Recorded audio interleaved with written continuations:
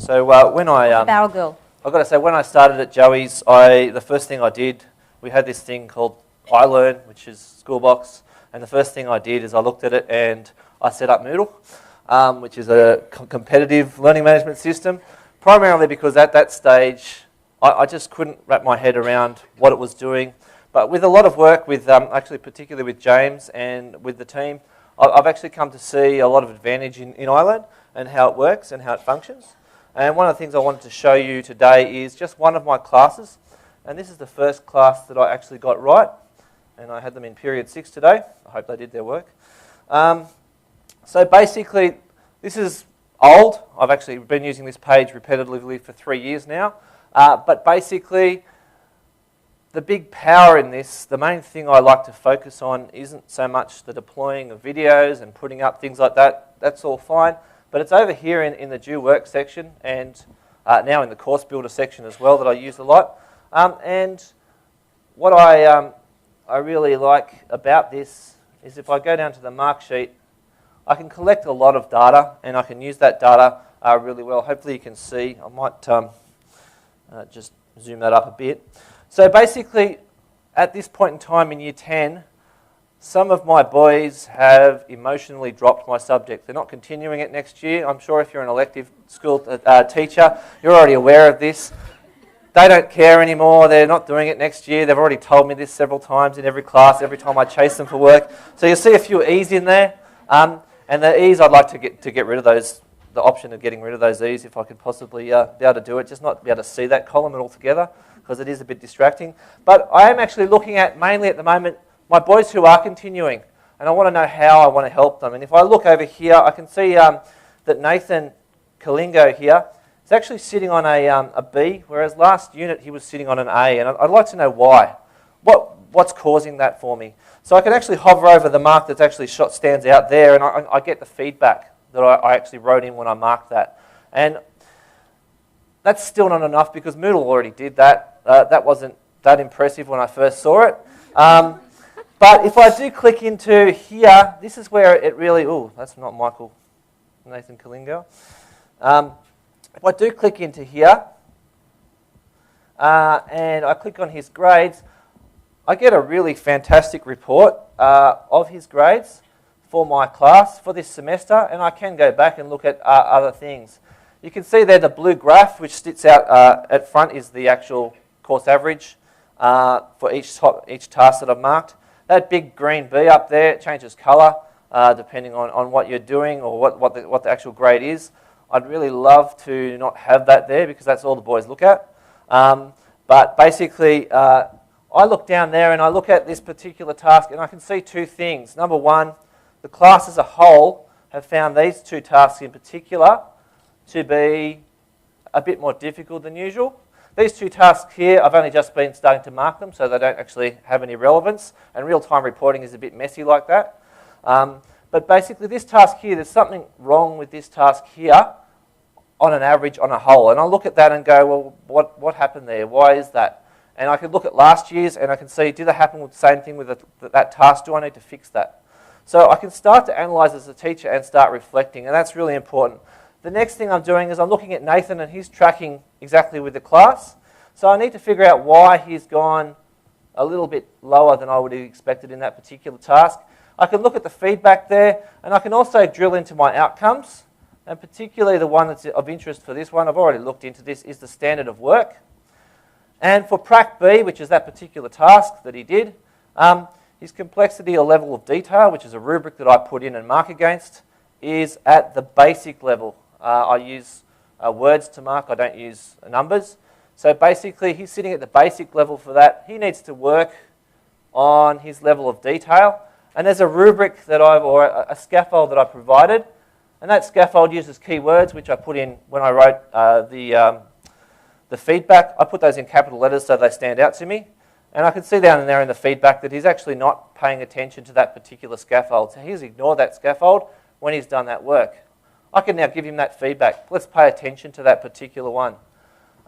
So that's basically the power of what I've found in iLearn. I can look at him next year and say, yeah, Nathan, actually, have you paid attention to the scaffold that I gave you before he submits his work?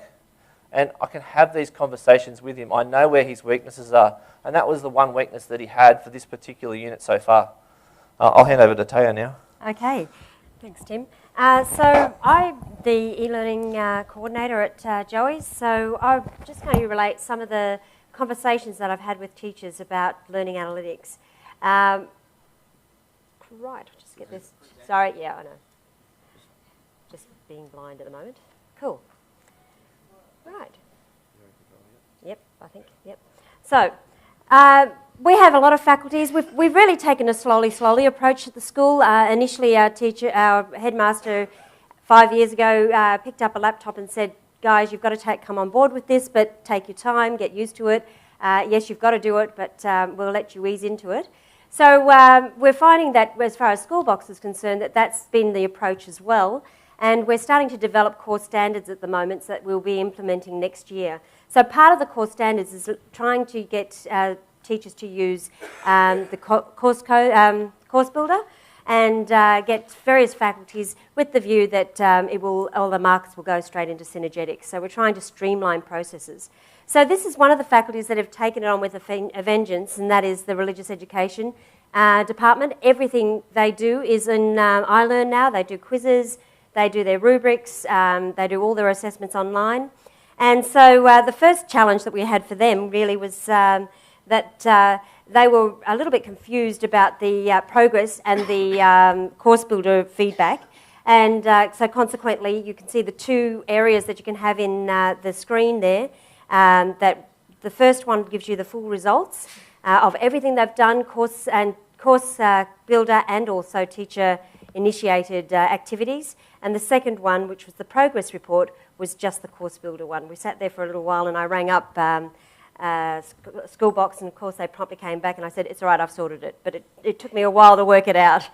Okay, so as you can see, this is the Learning Analytics page, and I feel after the conversation we've had with the e-learning coaches earlier, I shouldn't really be presenting this because it was very rich and wonderful discussion, but we're very aware that it still needs a lot of development, but we're still finding that it can be quite useful, and teachers, this is one of the hooks I'm finding, that when they're seeing this, they may say, yes, I wish I could do this or that, but they are starting to say, actually, I realise now I've got to come on board. So it's really been a great hook to get some of the departments involved.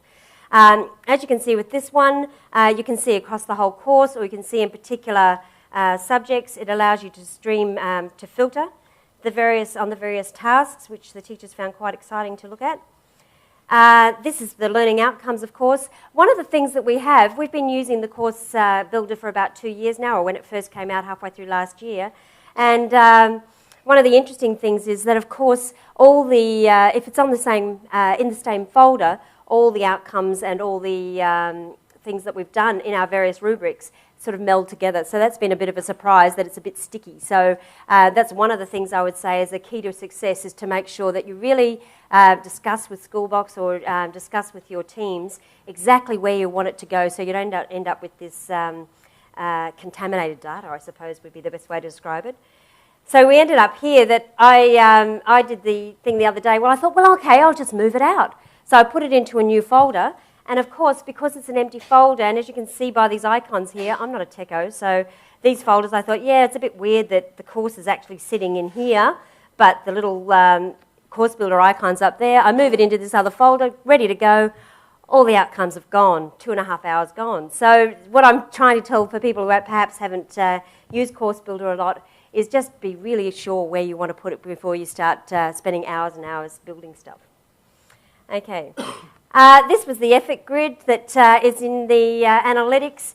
We had a discussion earlier today with our group, and we all felt that the effort grid probably wasn't giving enough real data and information back, that some of the boys do, well, our boys do go in and just click that they've refreshed screen and you get a high rate of going, especially when in my class Maltesers were at the end of the tunnel. It was amazing how many hits went up overnight.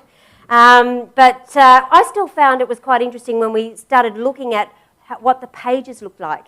So I was able to look through this and then look at what was actually on the various teachers' pages, and there was a little bit of a correlation that the pages that were richer in content were actually reflected in the number of hits that were being used. So it shows that the students do find it very useful. And I'm really trying to push the anywhere, anytime learning stick, basically.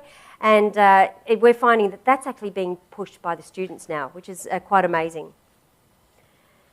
The moderation, this was another interesting one. I showed the RE head of department this, and we started talking about what you could see on different pages. And immediately you can see here that even though the one on the right, sorry, the grid on the right, is actually showing a higher outcome, it is actually a lower level class, a class that has got kids with lots of learning difficulties in it, which is fine. Maybe they did really well, but she sort of sat there and said, oh, maybe we need to talk about moderation. So, okay, there were a few issues here, but already it's coming to bring some professional conversations coming out, which is fantastic. Just our current situation, we don't have teachers, parents in our portal at the moment because, as I said, we were a bit of a, take your time sort of approach with teachers. We're about to launch into parents, hopefully in the nearish future. So we have a page which is open to parents under a generic login, which gives all the assessment schedules. So this is a little bit of a future, what I'd like to see happen with the course builder, is that, as you can see, we give out a course outline that the students know assessment schedule, so they know exactly what's going over the whole semester. And the idea would be to translate that into Course Builder, so that at the beginning of the year, it's sitting there, ready on each student page. The teacher logs in, the parent logs in, the student logs in, and they can see their main across-the-board assessments over the year. We'd probably have another outline that would be just the in-class stuff or across the informal tasks. The problem is, and this is my pleas, the problem is, yeah, a feature list. I thought this might grab your attention, James. The idea is that obviously if it's all there at the beginning of the year, teachers are not going to want to actually have their notifications there. They want to do some teaching before they actually let the kids know exactly what the assignment is. At this point in time, if I want to update something, I can't. So it would be great, if nothing else, that we could actually, as you can see here, it says you can't add that task to the page because it already exists. So what I'm hoping to see happen is that when we work to allow parents in, that we can update it, or we can some way get a second instance of it, and that the teacher can delete the first one. But there needs to be some way that we can actually get it so that the assessment schedules can actually grow as the year develops. So that's just a little snapshot of what we're doing at Joey's. It's definitely taken momentum this year, and people are starting to get really excited about it. And as I said, I think the course builder and the learning analytics has actually driven it. And the feedback that Tim showed you is actually starting, teachers we never imagined to be involved are going, wow, this is actually quite good for teacher interviews and a whole range of activities. So thank you.